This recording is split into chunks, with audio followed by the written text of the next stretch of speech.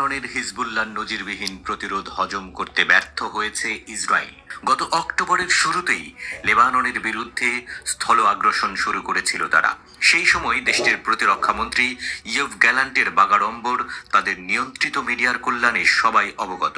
বাস্তবতা হলো, এখন পর্যন্ত ইসরায়েলিরা লেবাননের একটি গ্রামও দখল করতে পারেনি। প্রবল মার খেয়ে মৃত্যু আর ক্ষয়ক্ষতির শিকার হওয়ার পর অবশেষে জায়নবাদী সেনাবাহিনী দক্ষিণ লেবাননে তাদের রণকৌশল বদলে নিতে বাধ্য হয়েছে।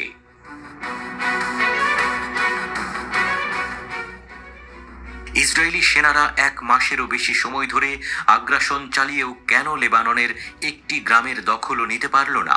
সামরিক বিশ্লেষকদের মতে, লেবানিজ প্রতিরোধ যোদ্ধাদের প্রবল প্রতিরোধ ইসরায়েলি সেনাদলের মনের মধ্যে শুরু থেকেই একটি বার্তা স্পষ্ট করে গেঁথে দিয়েছে। তা হলো, দক্ষিণ লেবাননে তারা স্থায়ীভাবে থাকতে পারবে না।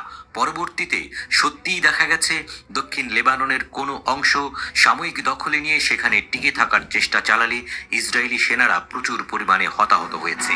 হঠাৎ করে আগ্রাসন চালাতে আসা ইসরায়েলি সেনাদের উপর আক্রমণ করা, এমন রণকৌশলের ফলে দখলদার সেনারা সব সময় আতঙ্কের মধ্যে থাকছে।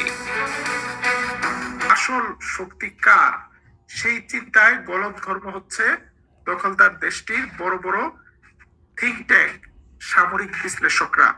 এর মধ্য দিয়ে দক্ষিণ লেবাননে ইসরায়েলি বাহিনীর কয়েকটি অভিযানে বেশ কিছু অত্যাধুনিক রাশিয়ান অস্ত্রের সন্ধান পেয়েছে হিজবুল্লাহর অস্ত্র ভান্ডারে দখলদার বাহিনী।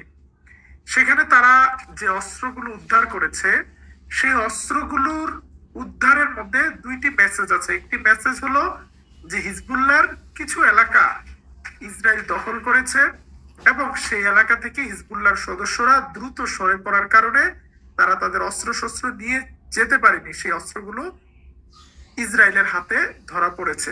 ব্যাপক অ্যাকশনের মুখে ইসরায়েলের বড় ভাই আমেরিকা এখন তড়িঘড়ি করে যুদ্ধবিরতির প্রস্তাব নিয়ে এসেছে। এই ধরনের ছবি তথ্য সংগ্রহ করছিল দখলদার দেশটি।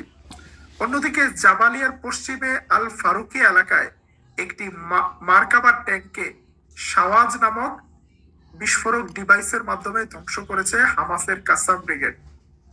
আজকে ইয়েমেন থেকে অনেকগুলো অ্যাকশন চালানো হয়েছে। ইয়েমেনের হুতিদের প্রধান মুখপাত্র ব্রিগেডিয়ার জেনারেল সারি আজকে জানিয়েছে, আনাদুলু এস নামক জাহাজকে বেশ কয়েকটি এন্টি শিপ ও ব্যালিস্টিক মিসাইল দ্বারা টার্গেট করেছে ইয়েমেন নেভাল ফোর্স।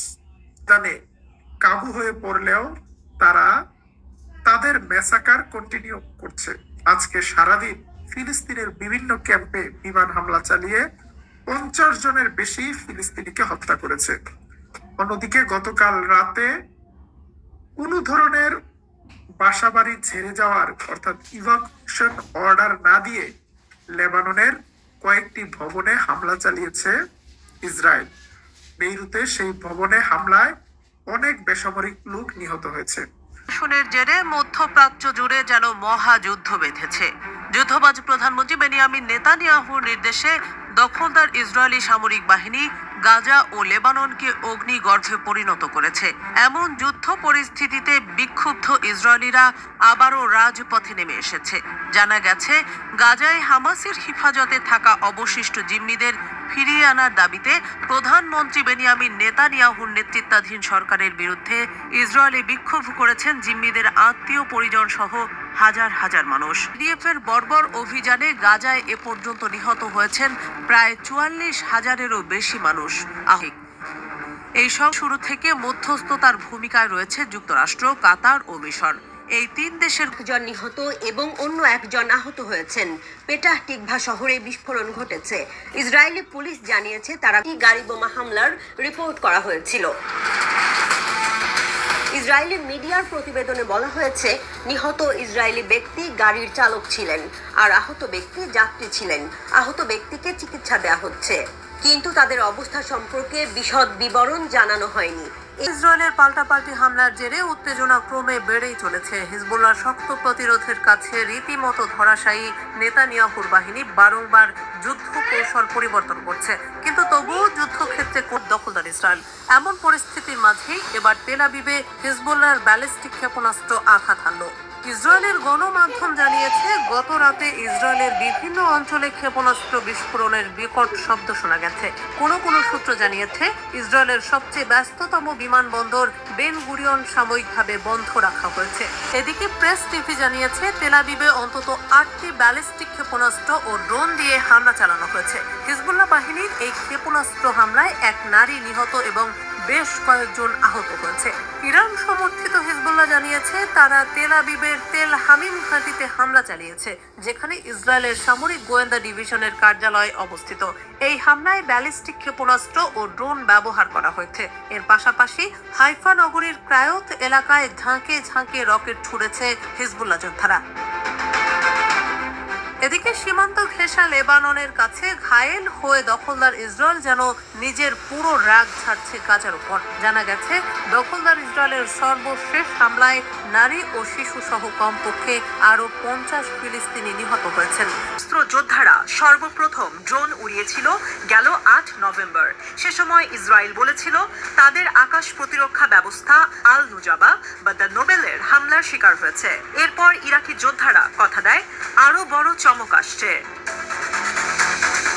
ইরান সমর্থিত সহ মধ্যপ্রাচ্যের সব শাসকই বিশ্বাস করে আল্লাহর অনেক পরিকল্পনা, ইরাক সেই কাজই করে চলেছে। এতদিন ইরাক নিজেদের জ্বালানি থেকে আসা রাজস্ব দেশের অর্থনীতিতে কাজে লাগিয়েছিল, যুদ্ধতে বিনিয়োগ করেনি। যুক্তরাষ্ট্রের সেনা অভিযানের পর দেশটিতে সহিংসতা ছিল সর্বনিম্ন। ইরান দেশটি জানিয়েছে তারা ইসরায়েলকে তাদের মতো করে যথাযথভাবে জবাব দেবে। এই হুঁশিয়ারি দিলেন ইরানের পররাষ্ট্র মন্ত্রণালয়ের মুখপাত্র ইসমাইল বাঘাই। ইসমাইল বাঘাই এমন সময়ে এই হুঁশিয়ারি দিলেন যখন বারবার আলোচনায় আসছে ইরানের অপারেশন ট্রু প্রমিস 3 এর কথা। 18 নভেম্বর ইরানের পররাষ্ট্র মন্ত্রণালয়ের